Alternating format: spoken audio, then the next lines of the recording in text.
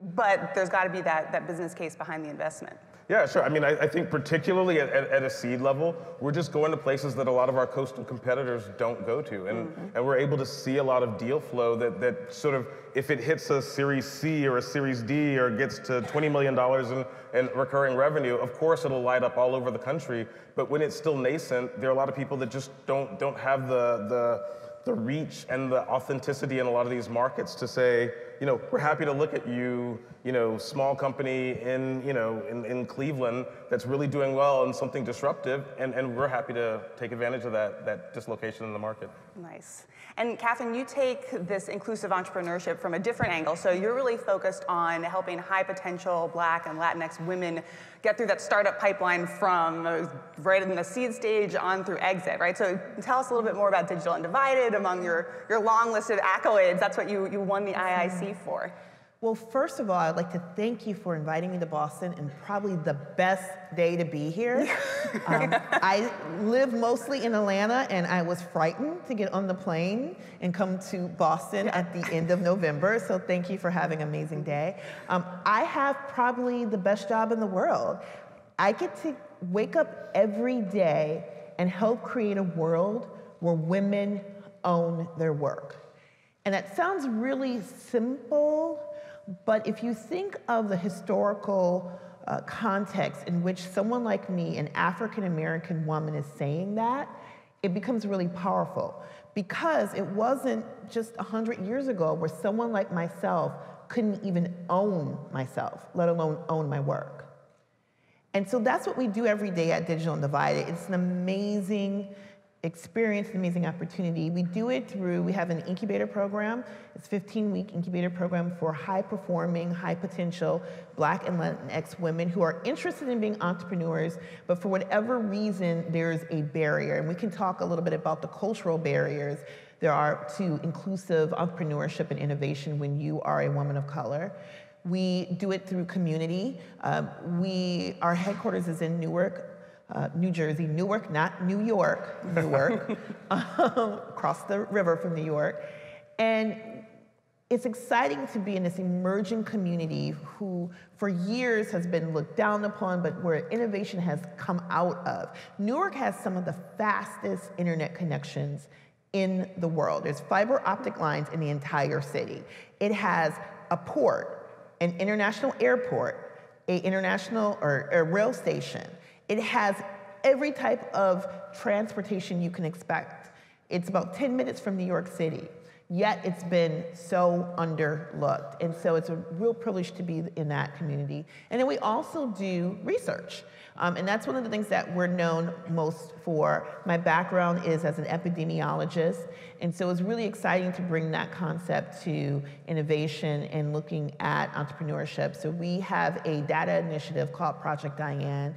It's a biennial report that we produce every 2 years. Our next one is coming out in 2020 that has fundamentally changed the way the venture capital space, and to be really honest, the entire startup ecosystem looks at and approaches investing in inclusive entrepreneurs. Great. And so I know that there's some pretty staggering statistics that I read through Project Diane where less than 4% of all startups in the country are led by Black women, whereas the population in the country is 14%. So there's some really sobering statistics. Are there certain things that came out in that research that you're seeing and say, wow, this is looking up, the trends are heading in the direction we want to see?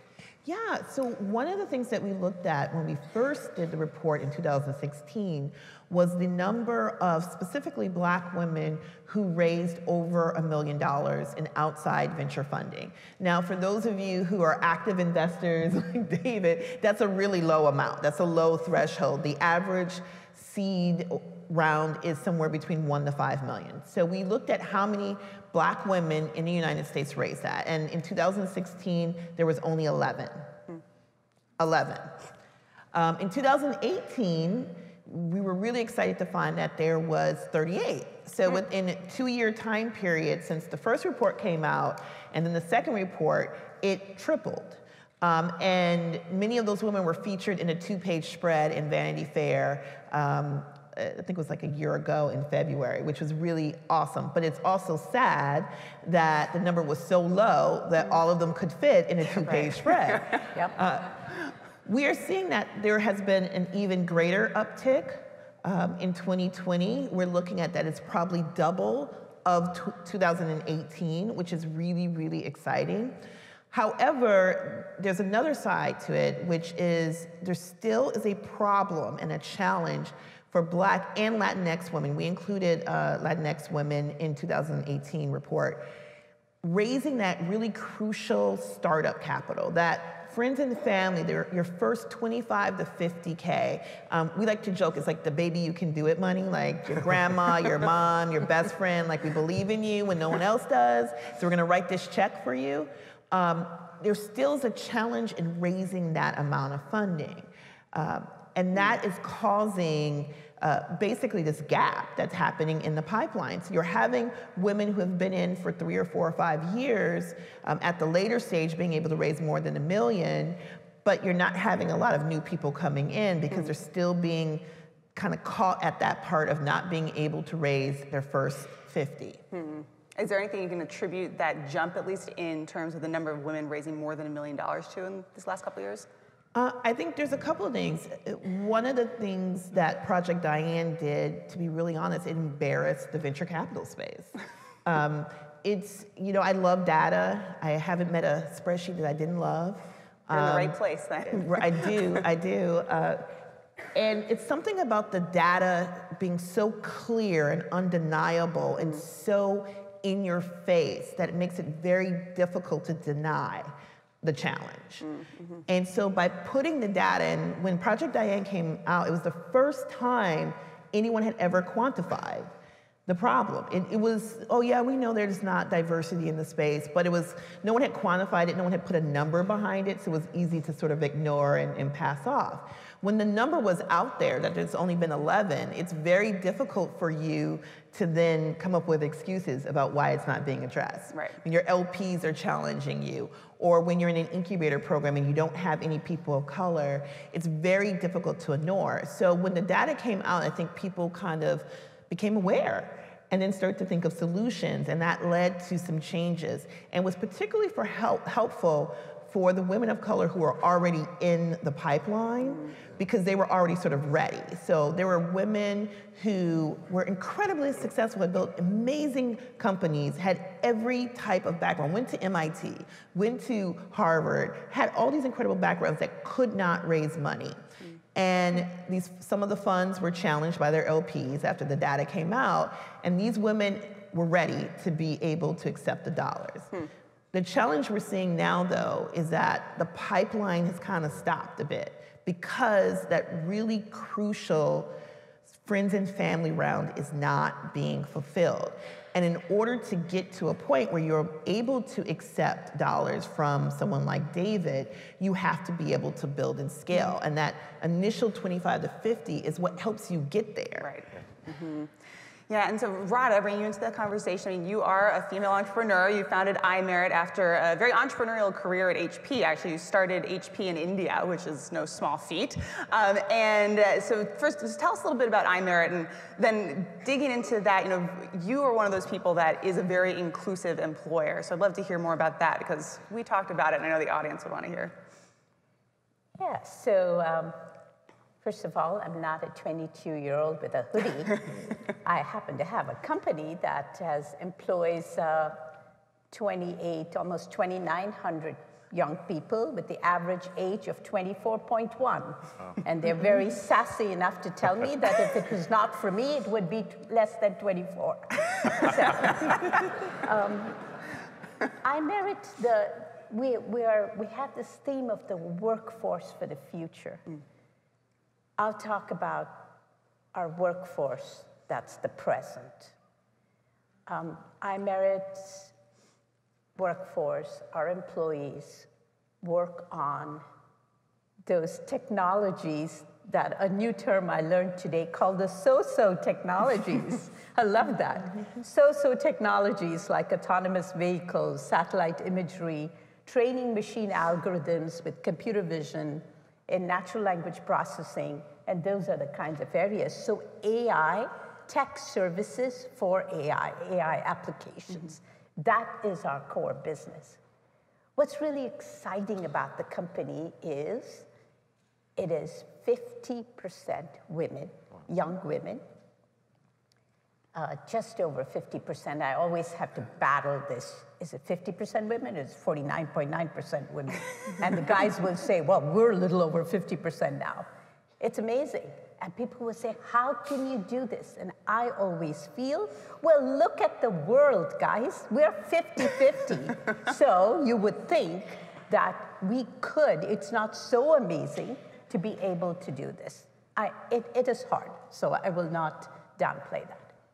Also, 82% of our workforce are young people who come from low-income, under-resourced minority backgrounds.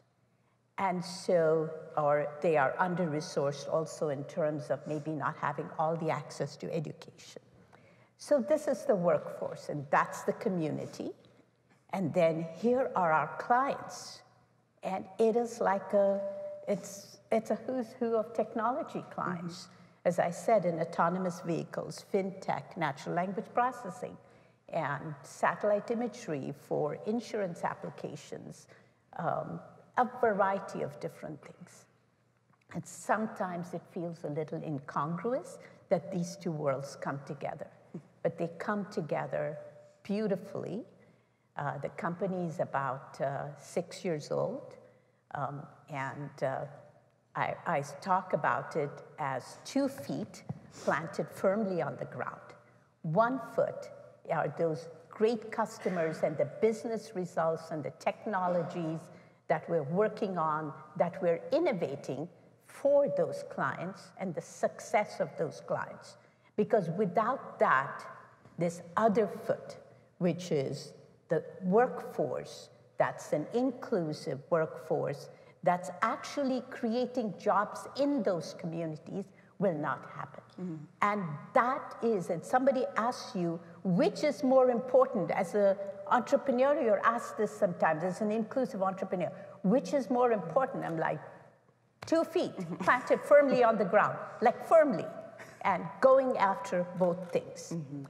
So the whole journey of bringing these two together and making the business very successful, happy to say that we have some excellent investors and great business is thriving, and we're adding about 300 people a quarter, 300 to 400 people a quarter. And where are these jobs being created? They're being created in communities like in the US, in New Orleans. And I'll talk a little bit about the background that people come from and how they get skilled. So one of the really important areas is using technologies, the technologies that people like MIT and CMU create to be able to use machine learning to skill people, using machine learning-based assisted annotation, machine learning assisted quality. So use the same technologies we're working in to skill young people. And the other part of it is how do we then, so New Orleans is one. And then in India, which you talked about, I started HP in India a long time ago, 30 years ago, when no one believed that you could do IT in the sleepy town called Bangalore. I kid you not. We started with the first 19 people. It was HP and Texas Instruments were the first two companies to start IT in Bangalore with 100% owned subsidiaries. Well, it's, I don't know, $200 billion business. I don't know how many entrepreneurs have been created. My point is that this is completely possible. It is, I will not make it sound easy, but it is possible. And I further believe, not only is it possible, it is the way of the future. And I will say one more thing, and then I know you have questions. Is this inclusive workforce something that we put out there and say, you know, look at us, dear client, we have an inclusive workforce, feel good about it and give us work? Heck no. There was a survey done recently of companies that are in this space in AI tech services, and we were actually called the advanced workforce with the highest accuracy. Think about that. Advanced workforce with the highest accuracy. So that is why is that happening? Because there is a motivation for these young people to learn new things. They come with no baggage. You tell them you have to be cross-trained on natural language processing and computer vision. They're like, oh, sure. And you tell them that every 6 months you have to reinvent yourself. You say that to an experienced IT person in Bangalore or in Silicon Valley, or maybe not Silicon Valley. Silicon Valley is crazy. That's where I live. But you tell them and they'll say, oh, but I've been working on this for so many years. These people are like, sure. What is the new thing to learn? So there is a real eagerness to learn new things. And the second thing is that motivation leads to very low attrition. Our attrition in the technology space is under 7%. Wow. So yeah, it's you talk about clients getting the benefit of this. Accuracy, advanced workforce, and low attrition. Who wouldn't hire us, guys? And to that point, I mean, I think that you've hit on something so critical, and we talked about this in our prep call, which is the way that innovation and learning sort of spreads and in which direction. And I remember you saying that when you opened in New Orleans, there was this real revelation that, well, the information and innovation is not always exported from the US, it's also being imported from India now. And I'd love to hear from both of you about how do you see that happening here in the US from more diverse geographic communities, from more diverse entrepreneurs? Like, what can the broader community learn from these different places and different people that we really need to learn? It's so interesting when Radha was talking. I reflected back 2 years ago, I did a fellowship in Indonesia. I'm looking at the startup ecosystem that was being built in Indonesia. Indonesia is the 4th largest country in the world. It is a secular nation, but is the largest Muslim nation as well. And I remember going to a place called Yogyakarta and meeting with some men who were running an incubator program. There. It's really great, had a lot of great technologies, things were coming out. And I was looking through their brochure and I was meeting with students, and over half the people I met were women. And I asked them, I said, well, I'm just curious, like, how were you guys able to have half of the people be women? This is a little bit more of a conservative society, so forth and so on. And they looked at me like I was crazy and said, without hesitation, well, over half the world are women. You're like, well, oh, really? It's true. But what it was kind of like, the undercurrent of that is, why wouldn't there be 50% women? And what I learned in that moment was how much of our challenges that we're facing with inclusive innovation are American problem, and how much of it is due to America's history. And the history that we haven't quite been able to figure out how to get over and how to solve. And other societies and communities have solved some of those challenges and are figuring out how to solve those challenges, where we're still kind of mired in our history and how it is holding us back, here in America in particular. And so some of the things that I learned from being in Indonesia was about the real intentionality of making sure it's diverse. And starting from the point, diversity is normal versus diversity being the exception. That is what the folks who were at the university in Yogyakarta did. Diversity was the norm. To not have it was abnormal. And in America, oftentimes we have the opposite, right? It's not having diversity is the norm. The abnormal is having diversity. And I think that's something that we can really learn more about how to do that. How did Radha create that, right? Like, how did she get 50% women or 49.9% women?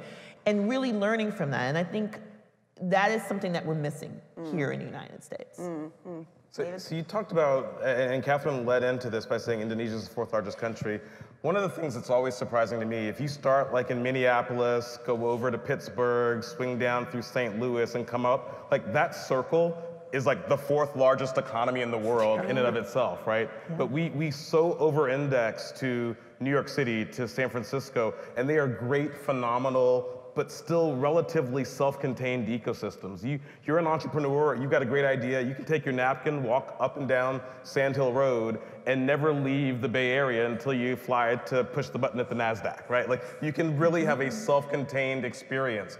But if you're an entrepreneur, even in a city as large as Chicago, like you're having a harder time finding that initial capital, like Catherine was speaking about, that really sort of convinces you to leave your job and convinces you to start taking up a desk at a WeWork and start building your company. And so the ability to provide that geographical, from my lens, the geography not only informs a lot of the opportunity, but it also informs the impetus for a greater lens for inclusion. Because I think in places like Nashville or New Orleans or Baltimore, there is this more diverse denominator out of which sort of both the entrepreneur, but equally as important, sort of the senior management, and then the line management can all sort of be drawn from. And I want to add one other piece beyond gender and ethnic diversity is also age diversity, which is really, really important. We don't talk about that a lot in a lot of startup conversations.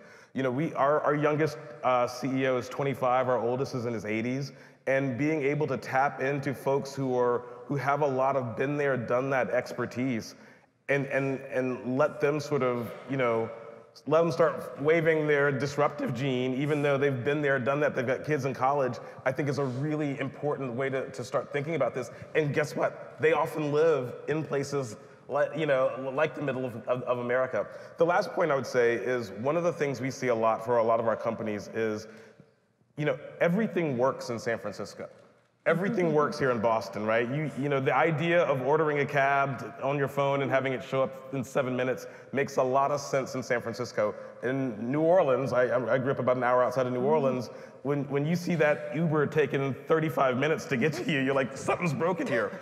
But if the entrepreneur can overcome those challenges, in the middle of the country, success on the coast is often a lot easier to find. And we see that in one of our companies is a swimsuit manufacturer and designer out of St. Louis. Everybody's like, swimsuits in St. Louis? But you know, the majority of Americans who buy swimsuits don't look like what the folks in Southern California necessarily look like. And so that lens towards inclusion from the middle out is actually so relevant across so many different dimensions as we think about investing and deploying capital into some of these startups that are tackling, I mean, really hard problems: education, financial services, transportation, really hard problems. Being able to have the lived experience, the been there, done that know-how, the opportunity. It's so hard for me to expect a New York City-based tech entrepreneur to disrupt farming who's never spent any time on a farm, right? Like it just, like you have to have done that to be able to disrupt it. Yeah, and there's, oh, go ahead. I was going to just add, when we talk about inclusion. Inclusion is also about people's education backgrounds, and inclusion is becoming so necessary from the viewpoint of for our clients, the world that's their business world, their world of their consumers and their clients, you take like an Amazon, is really global and inclusive in today's age. So think about if you're creating machine learning algorithms, you want to have that inclusive workforce looking at a variety of different pieces of data. But inclusion has such a breadth of it, and what it brings are people with different skills that we don't realize are so good at the work that needs to be done until you start to work with them. So our best, it's called a Global Center of Excellence for Computer Vision, is a center in a place called Métier Bruce. it happens to be all women. Really, believe me, even though I'm talking about women, our company is 50-50. So, but it's, they're all young women, they're Muslim women. So you stop there and you think, and they're working on autonomous technologies, autonomous vehicles, they're working on satellite imagery, they're particularly computer vision. And you wonder, how is this? We have a center that has a lot of AI in medicine, looking at medical imaging, and a lot of training takes place. But they have this excellent ability to do pixel-level segmentation and work on very minute 3D LiDAR images and panoptic segmentation images. All of these are those wonderful so-so technologies. I really like that term. And they're real technologies. But one of the things we found is that they're really excellent at it. And we did some research. Another university, not to be named here, helped us with this on the Pittsburgh side. And who might that be? Come on. We did some research to figure out, why is this? Why are they getting the best accuracy? And many of them came from, it's a very poor community. They are tailors and embroidery people. So they were used to doing very, very minute work. And now many of these women working with us have then, about 45% of our workforce ends up going to college working with us through the process. And they are team leads and project managers, but they brought that level of skills, which, honest to goodness, we cannot find in some very skilled IT services professionals or IT even product professionals, technology professionals in the market.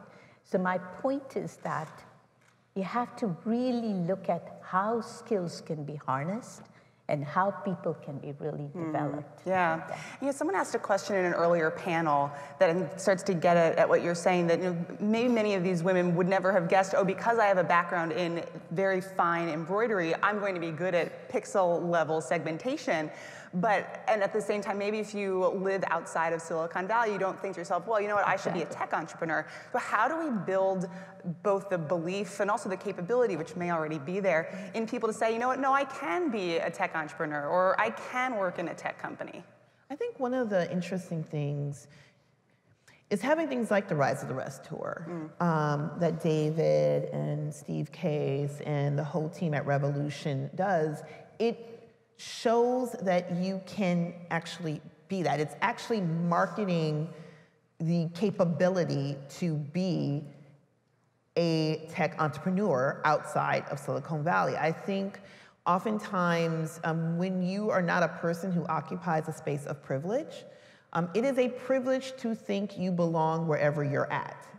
That is a privileged position, to think you can walk into any room and be in any space and people want you there. I can tell you, as a woman of color, there are many times in my life where that is not true. And so there has to be a remarketing of tech, of entrepreneurship, of innovation, so that people can start to see themselves in these spaces. That is one of the things that Rise of the Rest has done.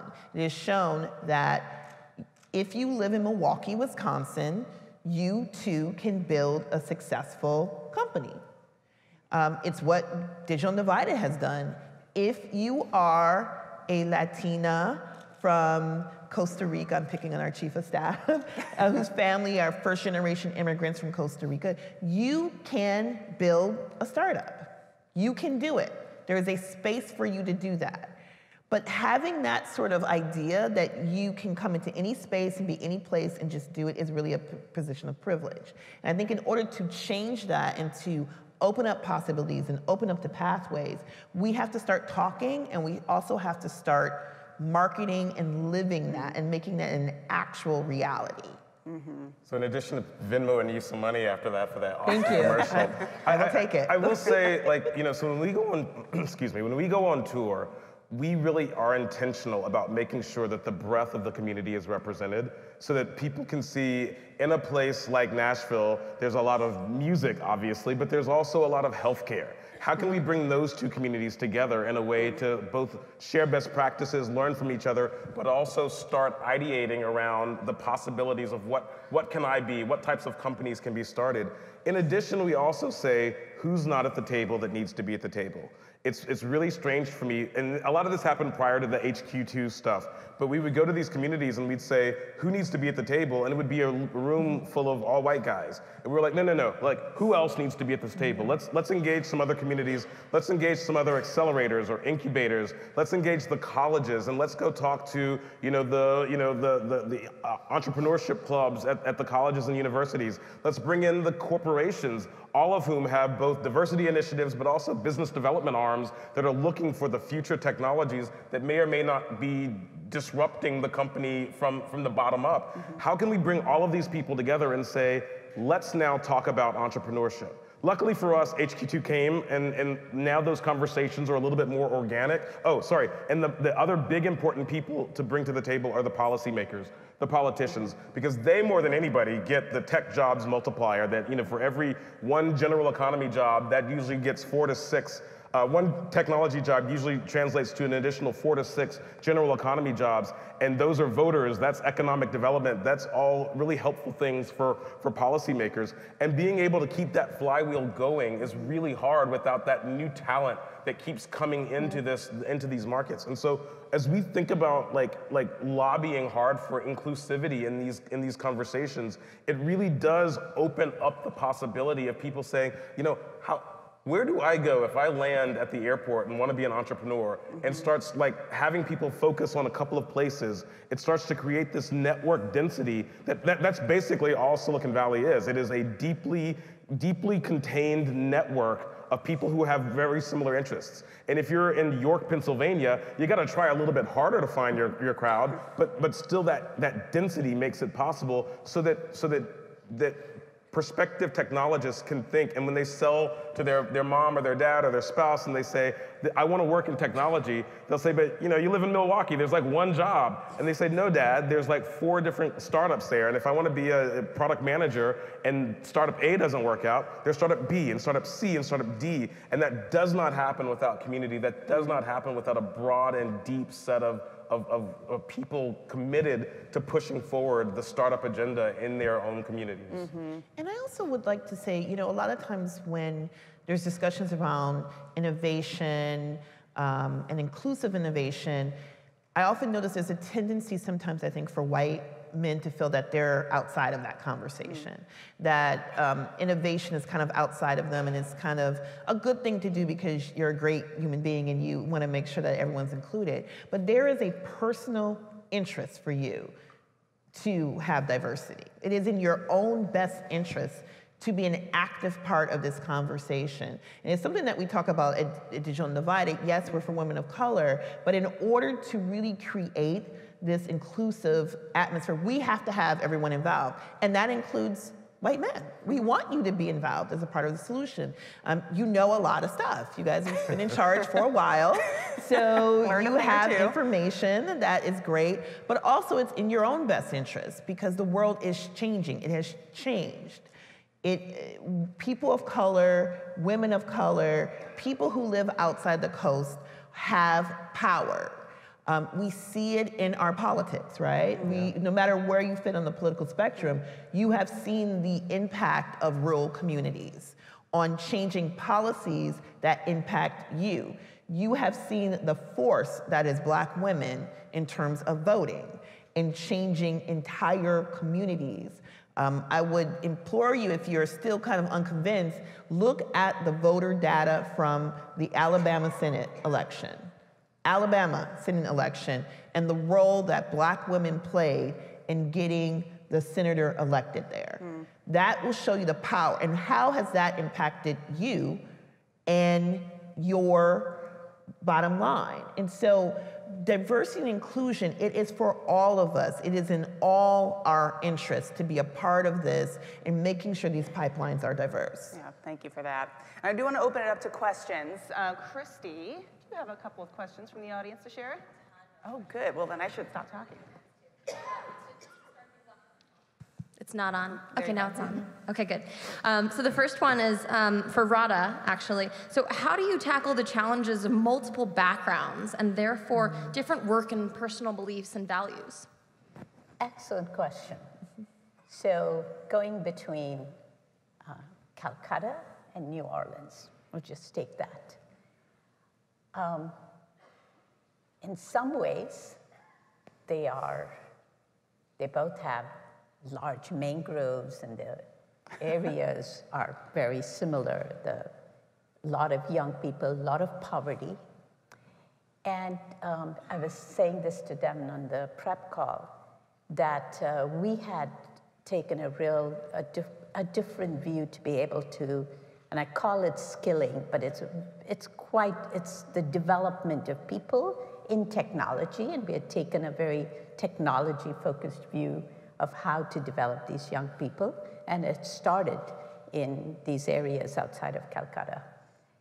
And we kind of thought, okay, we're going to bring this to New Orleans, and we're going to try to take some of the trainers from there and use technology to be able to train the people here.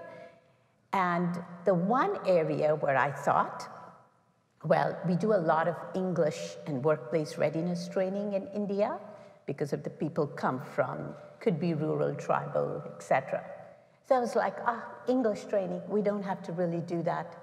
And we'll just touch it up, and then we'll do it differently so we don't have to do those modules.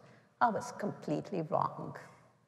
And a lot of the development to be able to work professionally, the comprehension of instructions of things that come online and very complex things had to be done just as much in New Orleans as it's done in Calcutta. We did a couple of other things. Every time we bring in a new center, or we start a new center, we have 10 centers now. The latest one in Bhutan, which was another real learning experience.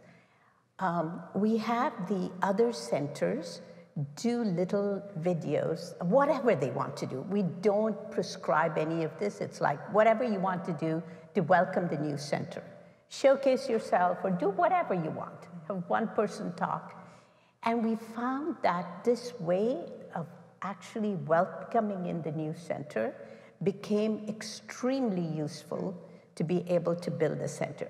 The third thing we did is we always take a project manager or a senior project manager, center head, somebody who has the culture of the company, absolutely imbibed it and is part of it.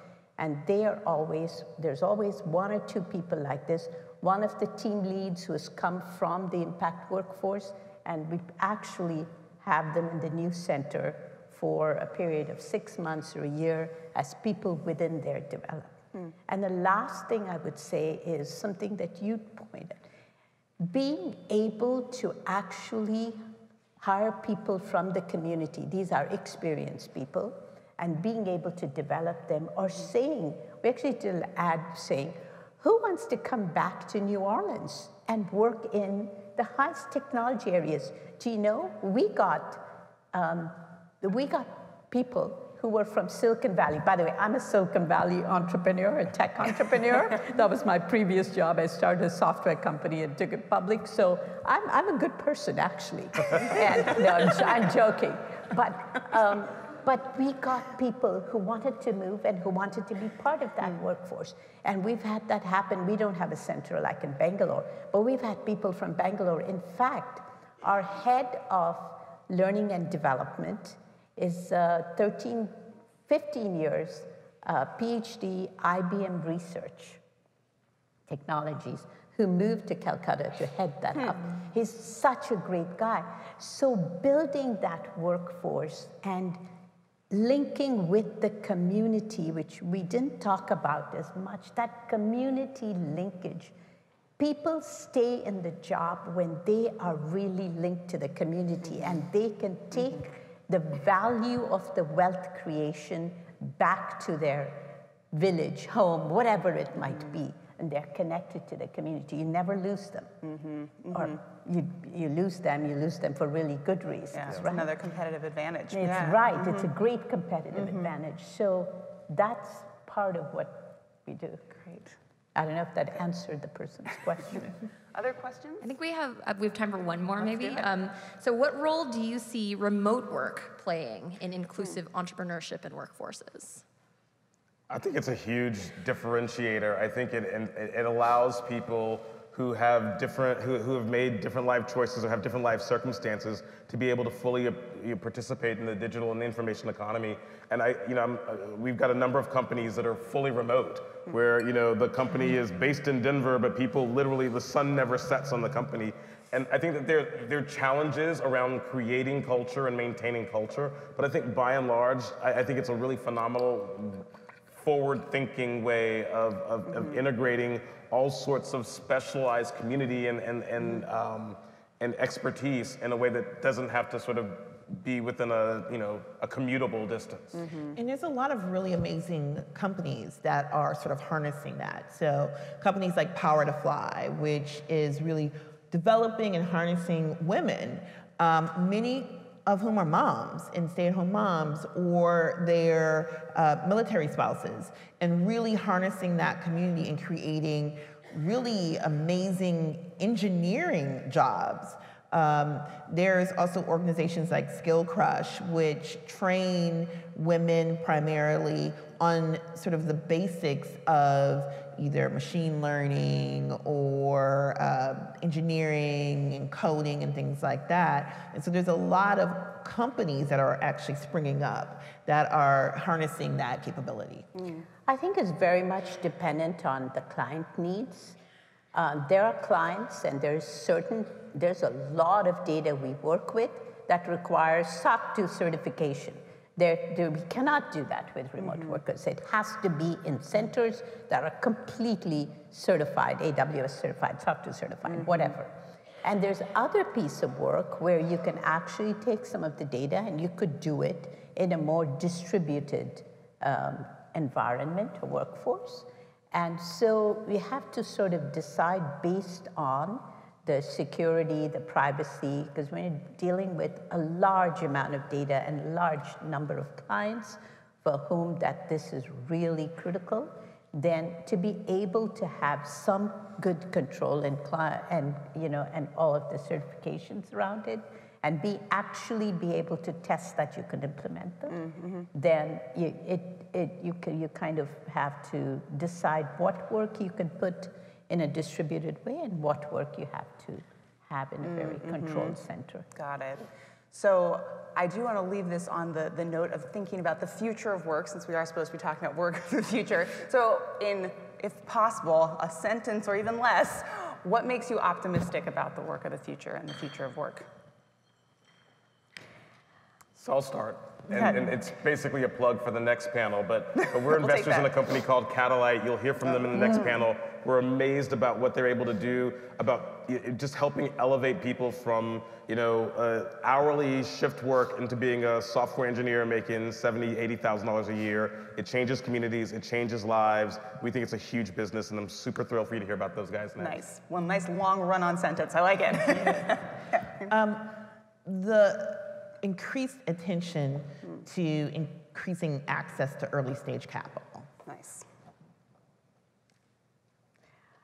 I think that as technology becomes more and more amazing and exciting, you need intelligent humans to work best with those technologies.